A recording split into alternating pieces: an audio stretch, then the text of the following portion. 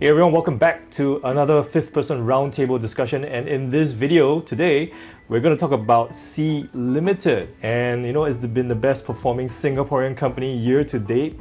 And we want to discuss what Sea is all about and why it's been performing so well over the past year. So with me today, once again, I have Rusmin. Hi everyone. Victor. Hi. And Kenny. My name Hi. is Adam. I'm the editor-in-chief of the Fifth Person.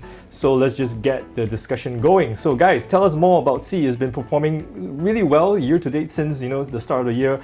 Its stock price has gone up about 300%. All right, so it's the best performing Singaporean company right now. So what is Sea? I mean, maybe some Singaporeans don't even know what the company is all about. Okay, I think I just share a bit of a background about Sea. But firstly is that the founder is actually this guy called Forrest Lee, and he's actually a Chinese before he came over to Singapore, and now he's a converted citizenship. So he's Singaporean now. Okay. So Sea officially becomes a Singaporean company. Okay, but to give a brief background, is Forrest and his wife, right? Actually was studied in the US at Stanford University. Okay, so what happened is that his wife got a scholarship in Temasek, 6-year scholarship, and the wife is supposed to relocate to Singapore. So his father actually advised him to follow his wife. And at that point of time, if you are very into gaming, right, I think one of the more famous platform on gaming was actually Steam, right? And Steam is catered mostly in the US market, and their platform are mostly in English. And in Southeast Asia, because we are mostly in different language, we are not homogeneous, right? So there's a lot of people are very scattered around. So he actually created Garena, similar to Steam but with multiple language, so that every gamer in Southeast Asia can connect them together. That's why in the past they are called Garena, but they changed over to the name called Sea, which actually means Southeast Asia.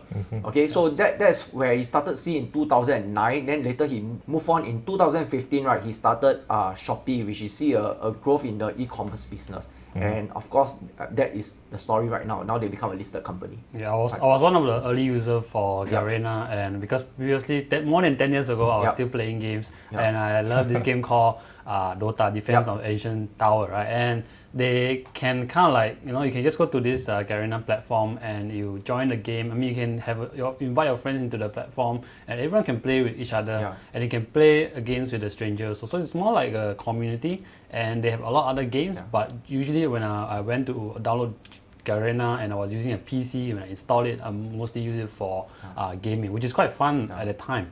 Yeah. So because the Garena allows you to challenge each other and chit chat on Garena, and just to give a brief of their business, right? It's just that they are basically like a distributor.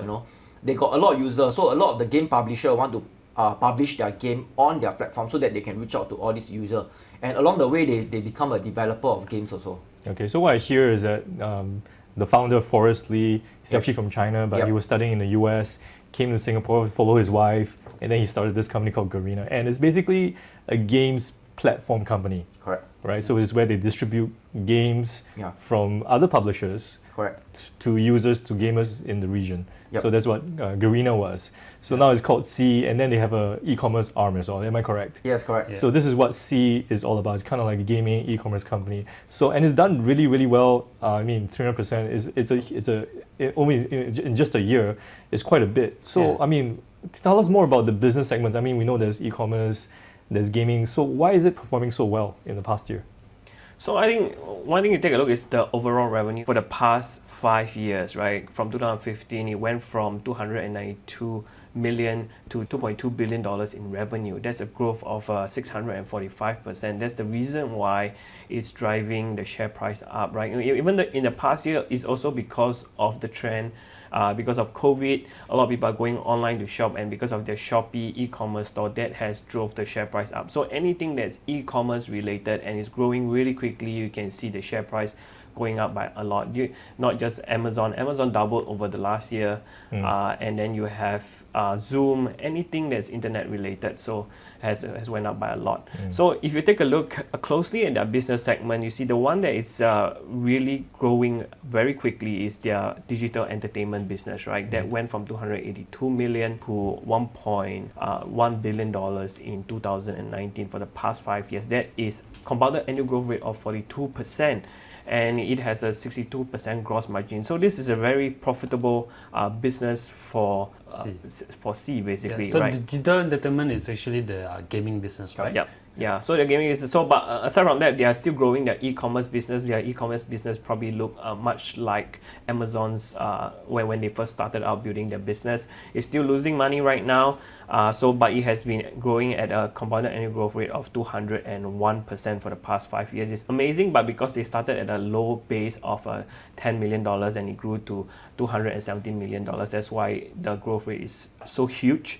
And but overall, gross margin is a negative 3% for this segment. This segment is losing money at this point in time. Yes, that's right. Okay, so from what I hear, they actually have kind of like two main segments then, just the gaming and the e-commerce. So let's just talk about gaming at this point. I know, like you said, during COVID, everyone's staying at home. You're either shopping online or playing online, or I don't know what else you're doing at home.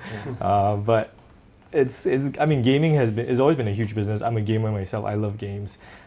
So I can see the potential right now because this is an industry that's 2 times as big as the movie industry. So gaming is a big thing for many people. So tell us a bit more about C's gaming segment. Where are they performing and what are they doing well in this particular area?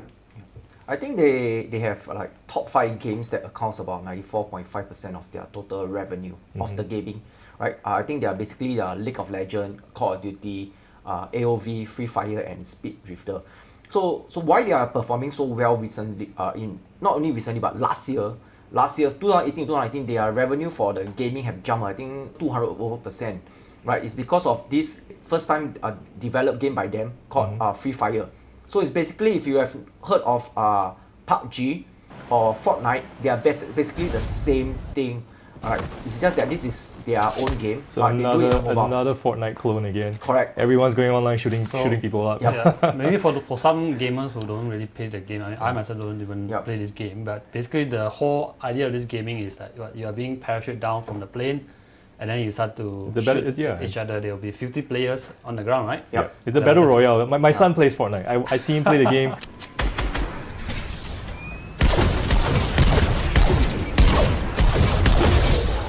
I don't understand why you go doing the same thing again, but I can understand the appeal. It's a lot of fun because you're playing with real life players from around the world. You know, in a game that you're just exploring the map and trying to shoot each other, I guess. So I mean, it's been really popular. So I guess they found the formula for C as well. I think they really cracked the code on this battle royale, Free Fire, because Free Fire was the most downloaded game in 2019 worldwide. Wow. And I think recently they actually ranked 3rd. Am I right, Rusmi? Yeah, the most downloaded mobile games. Yeah, so now they have about 100 million active users. Daily active users. In the second quarter of 2020. That is a lot of people. 100 million a day is a lot of people. Yeah. So of course, if you look at the whole gaming platform, including other games, I think they have about quarterly active users of around 500 million. Of gamers playing the games on their platform, and out of these 500 million users, 50 million of them are actually paying their money on a quarter-to-quarter basis. Okay, so this is basically a jump of 91% as compared to the quarter a year ago. I think for those of you who never play game, right, actually how they really make money is because I think inside you can see the game player, they have their clothes, right? That is what we call skin. In gaming term we call it skin. So a lot of people actually, let's say maybe now it's Christmas feeling, I want to wear a Christmas theme. They have a Christmas theme, so that will change the skin. So that's how they actually make money. It's just like, it surprises me because I'm a gamer, but I'm an old-time gamer. Right? I used to buy a game, enjoy the game. I'll pay $80 for a game. But now games kind of seem to have a different business model, right? App purchases. It's like a free game and you can play it, but then if you want to get special skins or items, you pay for them. It's a freemium model, and it seems to be working so well because companies like, Fortnite is one great example. I think they made about $2 billion a year just on one game, selling skins, and the game is free itself. And then C is doing the same thing right now. I think Free Fire is a free game as well, right? Yes, correct. Free Fire, freemium, I guess. My friends who game a lot, they really spend a lot of money, hundreds of dollars, just to follow, buy all these accessories in app purchases. What I found really interesting is that used to be like you kind of like pay to win. You buy stuff and then you get better weapons and all that. But kind of like some games nowadays, they don't even do that because then it's kind of like it's not so nice to pay to win because you want to be able to like enjoy the game itself. So now it's kind of like they just pay for skins. And it still works. It's like quite amazing actually. Such a big market. Yeah, it's a big market. Yeah. So C is doing very well with Free Fire at this point in time. Yeah. So but there's also a risk to it also because a lot of the game players, right? If you are just only that game, and eventually your game have a certain shelf life, and you know, especially all these kind of battle royale. You know, if you play PUBG, then you swap over to Fortnite, and now you got Free Fire. It's very competitive. So and the shelf life is very very short. So they have to really keep updating themselves. But the good thing for C is that Free Fire is a latest game. It's still in the early stage. So it's still on trend. Yeah, still on trend. So there's still many years to grow before people get sick of Free Fire. You know. And there'll be a new game coming, and then user will start to switch. Yeah, so that is just the part and parcel of the gaming business. Yeah. So one of the benefit of having a freemium model is like instead of making a one-off $60 of you get to do a lifetime revenue of the person. So you probably make like hundreds, 200s or 300. So maybe even recurring revenue year after year because you can keep adding new features, new skins, new items, and after that help them accelerate their progress in the games. And all these are very appealing to gamers. And at the same time, they can add mini games within the games itself at the same time. So that actually lengthens or increase the longevity of the game, right? Make it fresh and continually changing. And nowadays they have this season pass where you get a lot of free items along the way. You can unlock a lot of things. So that is very attractive. But at the same time, with games, you never know when, how long it will last, right? Because you can see that a lot of these successful games, they're trying to copy one another, but which one will be successful is very hard to say, right? And because for C, the reason why Fire is very important in that because this is a self-developed game, and in self-developed games, they produce the most margins for them. So if they were to lose this, if this thing starts to become not as popular as before, and then the revenue starts to drop, it will affect them quite a bit in terms of revenue. But this will be the main driver over the last couple of years because previously they were like publishers distributing games. I mean, not publishers, distributing games. But Free Fire is the first time they published and developed something themselves. And I think it's good news because then the difficult thing is to basically get a game going. Because there's so many games out there. You go to the App Store or anything, there's so many games. So, but if you hit that formula and you find the right game and it becomes a hit and you like what you say now, it's got 100 million users, the potential is almost endless, you know, if you can really keep the players coming back again and again. It's kind of like almost like a cash cow, right? So aside from that, I also want to point out certain things because the reason why people distribute their games through them is apparently, according to the annual report, is that they help them adjust and tweak the game to suit what localize the game, basically suit what the players are looking for. So each game in different regions have slightly different maybe items or in the way. Like maybe in Thailand they have Songkran festival and then they will have a Songkran items team. You know, they can use it. It's very different from Steam because Steam is more international. They just build it according to the US market.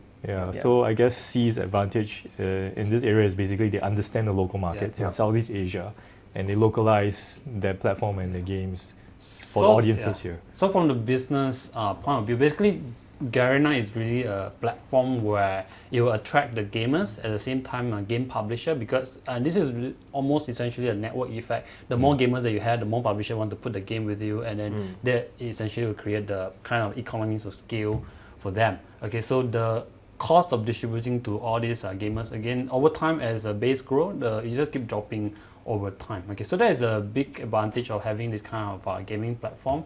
But of course, when it comes to licensing, distributing games, I mean you can have the exclusive distribution. But at the end of the day, sometimes there are still risks that the developer or publisher may find a better platform and they decided to switch out from you. Right? I mean, there's always I use Steam a lot myself. Steam is probably number one when it comes to like distributing games anywhere in the world. So I think there's competition in that area. I think Steam is their direct competitor. But it's more global. It's also one of the I think it's the largest player around the world. And basically Steam have a lot of games that Garena didn't have. So Steam has Dota. In the past, I think Garena have Dota. Right? But along the way, because Steam, I think they got the exclusive right for Dota. So eventually Garena don't have. But Garena got the clone of Dota, League of Legends. From other publisher, right? For other publisher. right? So they are competing, but now why Steam is able to be so popular is because they are owned by Valve. And Valve is also a game publisher. And they owns a lot of the old time games that is very famous, like your Counter-Strike, your Half-Life and all this, right? So, but in the past, I think Garena also have Counter-Strike. A lot of the very, very popular games are on Steam, but they are not on Garena. So for Garena to really to beat Steam, right, they have to keep getting more publisher, or they must have either they publish themselves, or they must get a very famous publisher to publish their game on Garena and get exclusive rights. And that's the only way that they can beat and gain more market share. I would say the only thing that stands out for Garena is probably their exposure in the Southeast Asia market. So, I mean, they're very popular among Southeast Asia gamers. So, for publishers who want to reach out to about few hundred millions of users in Southeast Asia, I mean, the best option is going to be Garena, actually. But Garena also, they are not only Southeast Asia, but their main base is Southeast Asia, but they still got other places. But this is their home base. This is where they're going to be probably the most successful. But basically, if you're looking at this segment for C, they have basically Free Fire, which is one of the very successful game at this point, and their platform business for distributing games. These are the two things that you want to monitor at all times if you're looking at this segment for C, right? This is probably it. So let's move on. I mean, gaming is going to be huge. I think it's something that's always evolving. But let's move on to, I think, the next segment, which is e-commerce, right? Which is they have Shopee, right? And I think a lot of people remember Shopee because of Cristiano Ronaldo. Go Shopee, beep, beep, beep, beep, beep, beep. Buy everything, ding, ding, ding, ding, ding. On 9999999. Super Shopping Day. Shopee 99 Super Shopping Day with 10% cashback. Buy everything at Shopee. That's a lousy ad. Very lousy ads. I mean, I'm sure you've seen the ad. He's dancing to the Shopee jingle and all. It's probably the most, the cringiest thing that Ronaldo has ever done in his life. But I have no idea why he's done it, but he's done it. He's getting paid, Yeah, he's like, you want me to do this? Yeah. Oh, I don't know, man. There's like $1 million. Okay. I mean, that's the rumored fee. I don't know what it is. But anyway, it's like, everyone remembers it. I guess if you remember it, it works, right?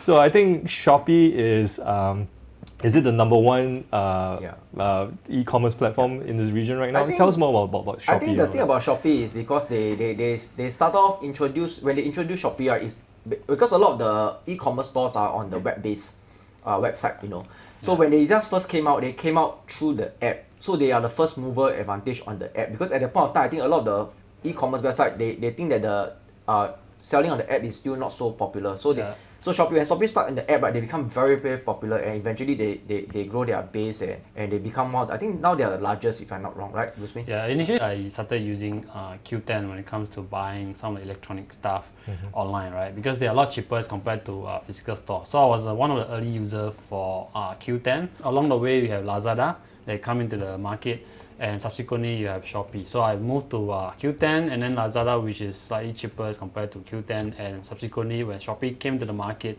because they're giving out a lot of subsidies like vouchers, 10%, 15% cashback, I started to use them about a couple of years ago, and I think in fact most of my purchases online now are mostly done, as I observe on my own spending behavior, actually it's done mostly on Shopee apps, because when it comes to online shopping, I'm more like a value hunter, right? I want to have the best price for the same item, because to me, these distributors are just a commodity platform, right? I'm just getting the item from them, from the same seller, but I want the lowest price. Okay, whoever can give me the best vouchers, at the end of the day, I can get the best price, I will get it from them. So Shopee apparently so far has been standing out for in terms of pricing. They are the most attractive as compared to other e-commerce platforms. That's the reason why I think I've been spending on them. So not because of Cristiano Ronaldo. Not because of Cristiano. When it comes to e-commerce platform, it's all about price. Then I was surprised when I saw this article on tech in Asia, right? They say that last year, 2019, Shopee had about 2 billion visits as compared to Lazada of 1.8 billion. So I was quite surprised that because I'm always using Lazada. So then I thought like, oh, what's Shopee? Like how do you know? But the reason why Shopee has been able to grow so quickly is because they spend a lot on sales and marketing. So if you look at their sales and marketing in 2017, right, they spent 103% of their revenue, and that has eventually came down to about 45% in 2019. And how did they do do that is basically they spend money on what Cristiano Ronaldo. I guess that's why he went up by a lot. And I think vouchers, vouchers, shipping rebates to the and cashback. Sellers, merchants. Yeah. I mean, Rusmi will know best because he's a Shopee user that's himself, right. right? Yeah. All the money they spend on sales and marketing basically are those money that I save for my products because they are subsidizing me. Yeah. So it's pretty much almost like how Grab and Uber started out in Singapore. So they offer a lot of incentives to the driver, both the drivers and the customers, so that they can just keep bringing people in and shop and get used to the platform. And once they like the platform, eventually they will cut down the subsidies and hopefully people will stay.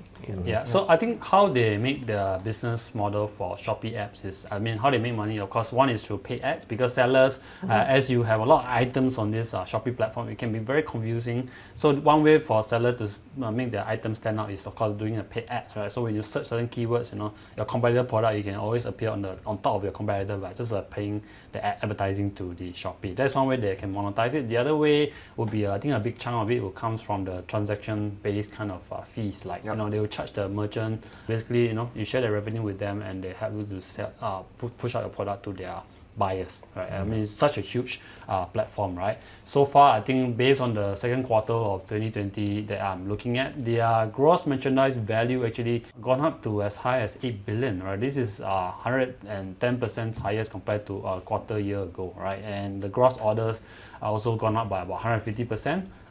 To 616 million, right? So there's a sudden boost of orders, mainly because of the COVID. There's a lockdown and more people are buying things online. But if you look at the average cart size for this order item, they're still very low. Generally when I purchase items on Shopee, usually the product can cost me sometimes $2 free shipping. Okay, try it out. $1, and it's very cheap. I started to buy bicycle accessories from Shopee about a couple of years ago.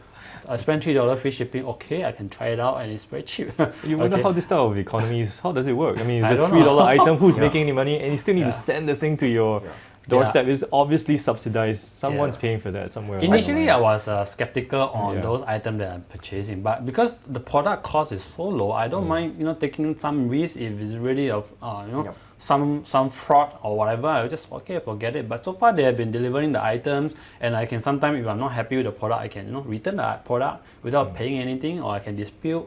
So there's basically a Shopee guarantee. So that kind of built the trust between me and Shopee platform. That's the reason why ever since I buy my first few items, and when they got delivered, and I subsequently continue to go back, because I know that Shopee is going to have my back when it comes to if I don't receive my item, I can dispute. I can get back my money at the end of the day. This is what most e-commerce platforms are doing. They act as an escrow, so then they make sure that the item is delivered before they release the funds to the seller. So I mean, that's a good way to give consumers confidence to shop on their platform. So basically, they are subsidizing the consumer so that they want to acquire more users. So I think the main thing with all this is trust. I think Amazon is great for their customer service as well. If there's anything wrong with the product, you want a refund, Amazon will handle that for you. So that's what Shopee is doing as well. I think Alibaba was one of the, it's probably the prime example in China, when trust is something that possibly was a bit iffy there. Alibaba came along and said, look, you can transact on our platform and it's going to be totally fine. So I think Shopee is doing that. But this is going to be a crowded space. I mean, it is already very crowded. We have Shopee, we have Lazada and Qoo10, and this is just in Singapore and I think the region as well, and Amazon as well, which is the big boy. So I think they're just doing the same strategy of, like Kenny was saying, this is a segment that is still losing money. Right? Yeah, correct. And then mostly because they're trying to gain market share, they're giving rebates and vouchers. Rusmin can attest to that. So I mean, what do you think about this segment? Is there the potential, and this is a strategy that a lot of businesses are taking just to spend to gain market share? I think the runway is still long for this segment, e-commerce in Southeast Asia market. It's still in the early stage because the smartphone users for Southeast Asia, Indonesia, Philippines, Thailand, Singapore, Malaysia, it's getting a lot of traction, and they are one of the most engaged smartphone users in the world. And so they actually did a forecast. The gross merchandise value is forecasted to grow by 2.8 times in 2025. Okay, so it's still a long runway to go, but of course it's going to be very competitive as we move along, because Lazada, we have, like what you say, Qoo10, and of course Amazon Prime. They have not really got into price war yet, but Shopee has been sort of like in the price war region by subsidizing all these vouchers, shipping costs and stuff like that. I think everything will back into equivalent in the later years and all this. If you look at the same thing for Uber and Grab, they are fighting in Singapore, they are fighting around the world. Eventually, Uber just exited from the Southeast Asia market, and now there's only Grab, right? Yeah. And also your Gojek, but then Grab is the dominating one. Everybody knows Only that. one shall stand. Yeah, and they don't give you any discount or voucher anymore, already. Yeah. So you are paying back the right price. So eventually they will entice you until you get so hooked to e-com, right? Yeah, platform. Eventually when the platforms the other all platforms die out or they get consolidated. There's only a few platforms out there, and they all goes back to equivalent, and they start to make money. Yeah. Eventually you still have to use because you are so I mean, the habit so has been happy, built, right? Yeah, but the big problem is that they are fighting with all those e-commerce players. They have deep pocket, Amazon, Yep. But I Alibaba. think we are backed, right? Lazada is backed by Alibaba, correct? yeah. And then Shopee is backed by Tencent. right? Tencent, yeah. So these are big players, and I don't know how long they can go Yep. when it comes to basically throwing money to basically win market share. Yeah. Yep. This could go on for some time. So I think next 5 years, I think we don't really get to see these guys are making money. It's probably break even or if not still loss making because of the they are trying to get the users now. That's what I think Shopee's strategy is trying to do. The management says that they rather spend the money now to acquire the user. That's why they spend so much on sales and marketing.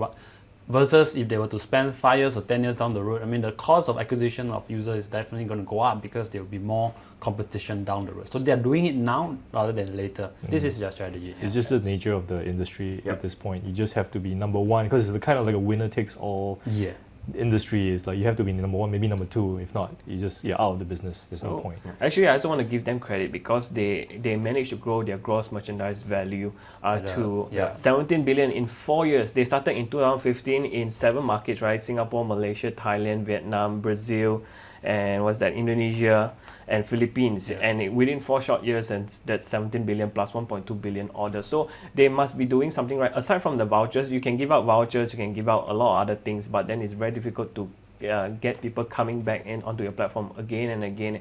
So in terms of execution, they are probably doing it correctly. But whether when they will become profitable, that will be another question. Actually, just as a user, I used to be after Q10, I moved to Lazada. So I was a member of their Lazada member. They terminated after Alibaba actually bought out Lazada at that point of time, and they removed free shipping.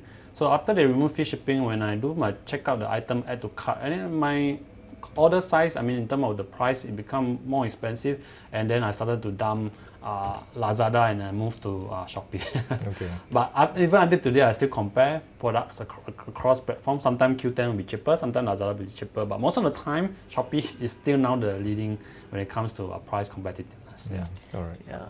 So actually, what we'd like to see is actually Shopee remain within the countries the markets that they are in right now, instead of excessively diversifying. I think there could be a risk in the future if they just diversify, lose focus, and try to scale, but never really dominate 1 or 2 markets and be the leader in the area. I think that would be their advantage because they are in Southeast Asia. They should focus and understand the people, what they want, and give it to them instead of trying to just grow, get as many users on the platform as possible.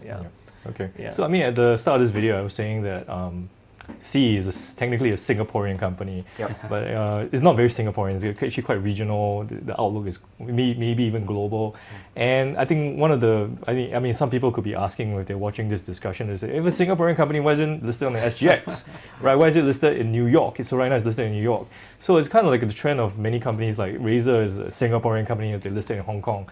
So why is it that a company like Sea decided to list in New York?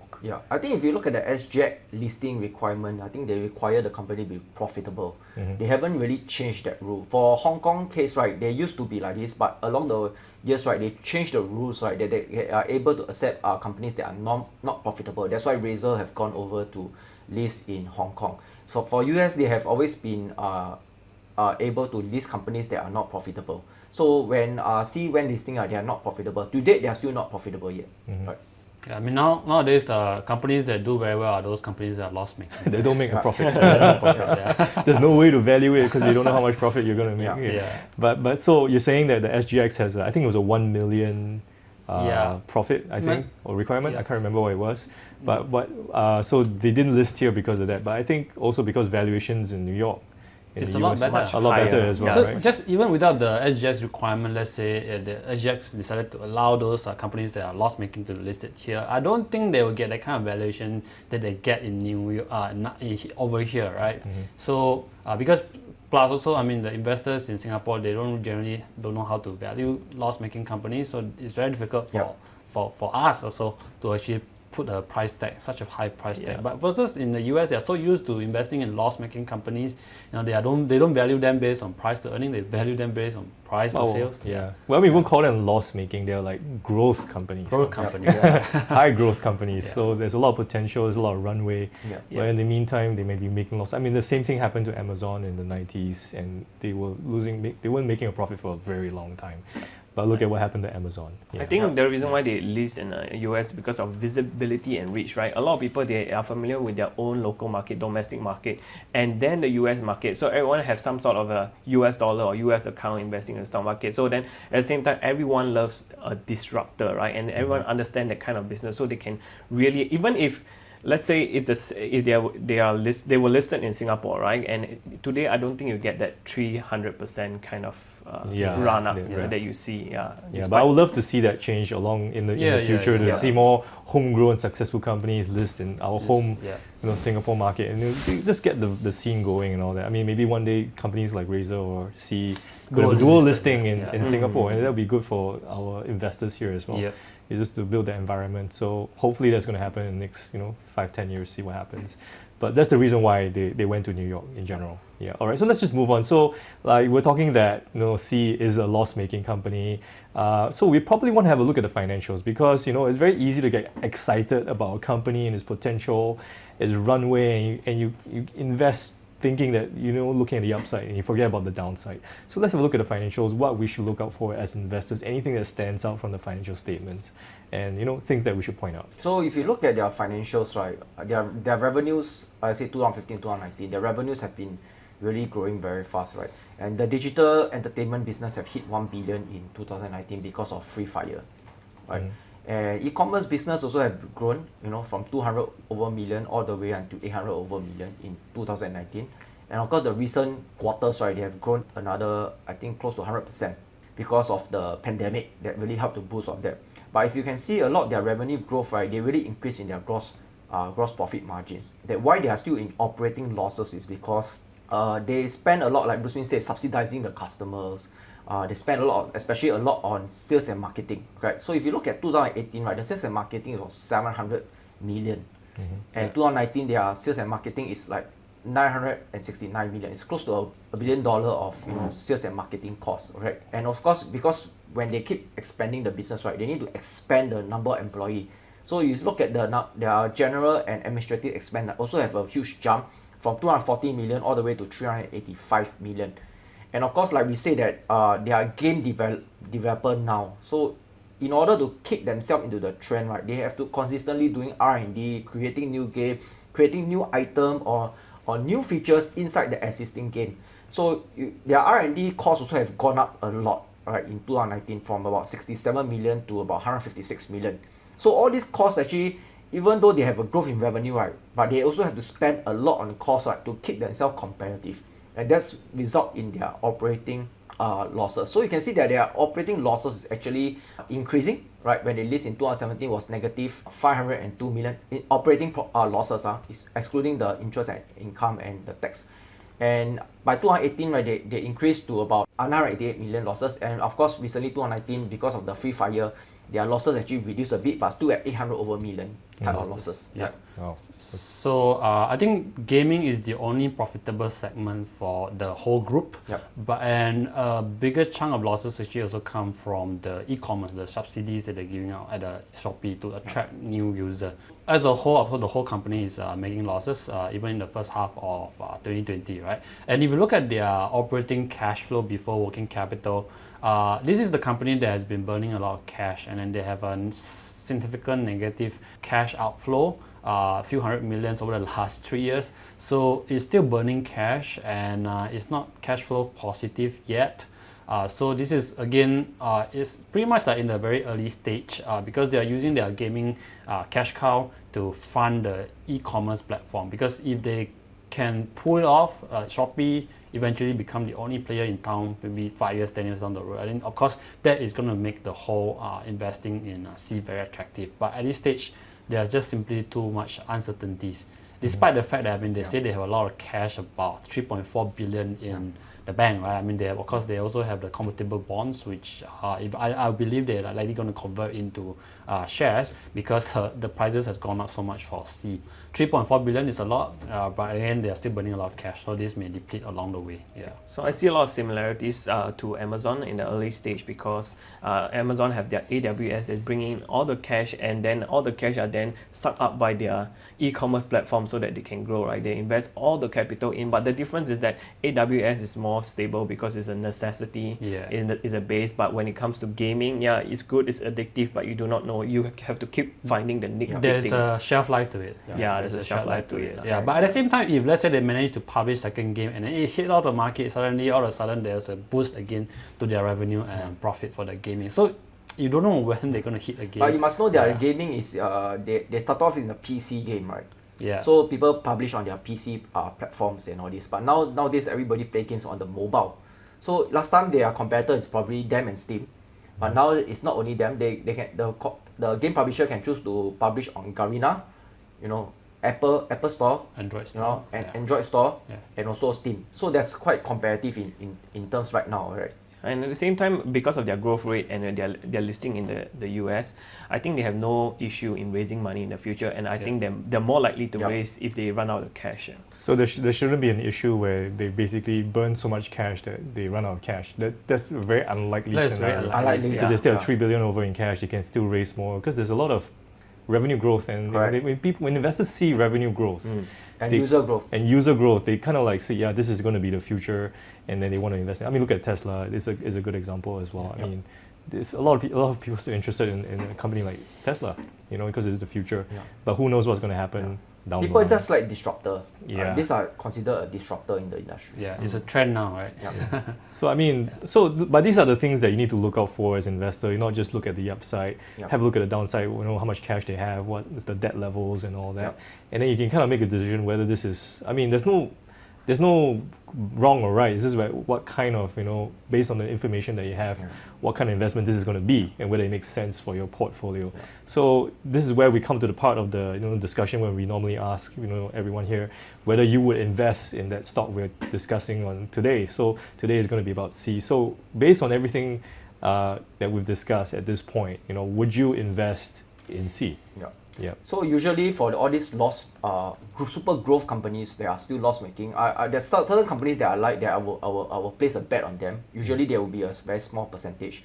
But for C, I think generally I feel that they are the arena that they are playing is very, very competitive. And after all, Tencent owns 23% of them, right? About 23% of them. So I won't want to won't want to invest in C. I probably will invest in the person that owns C. So eventually I still benefit from it. Right. Okay, so what you're saying is that C probably not for you, but you would be happy to own Tencent. Yes, correct. Because Tencent is a major company in China. They have other segments. They got other game players also. Yeah, so I mean, you'd rather go with Tencent in this case because then you still get a cut of the success of C if it happens to turn out well. Yeah, and if it fails, it doesn't really burn Tencent's pocket too much. Okay. But of course, if you still want to look at C, you still want to bet on the future of C. But I think it should not be a concentrated investment, right? So when it comes to a small percentage. When it comes to bets like that, you have to basically size your positions correctly. You don't go bet the house on something like that. Because when it comes to investing long term, you still want to make sure that you protect your downside. So you still invest in the solid companies like your Amazons and all that. And that forms the core of your portfolio. And then you have some satellite stocks that maybe they're a bit riskier, but the potential could be a lot bigger because of even though it didn't turn out well, it doesn't burn your portfolio. So what do you think, Rusmin, Kenny? What would you invest in C?